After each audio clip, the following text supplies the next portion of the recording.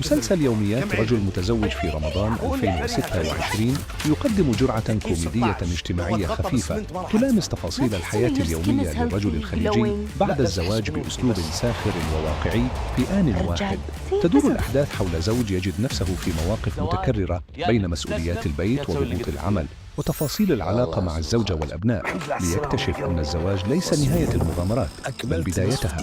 العمل يعتمد على مواقف طريفة تنبع من قلب البيت الخليجي، ويطرح قضايا مثل الغيرة وسوء الفهم وتدخلات العائلة بطريقة ذكية بعيدة عن المبالغة. الأداء التمثيلي يمنح الشخصيات روحا قريبة من الجمهور، حيث تتوازن الكوميديا مع لحظات إنسانية صادقة تجعل المشاهد يرى نفسه في كثير من التفاصيل.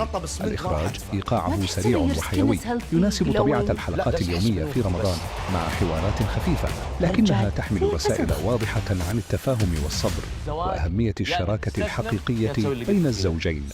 يوميات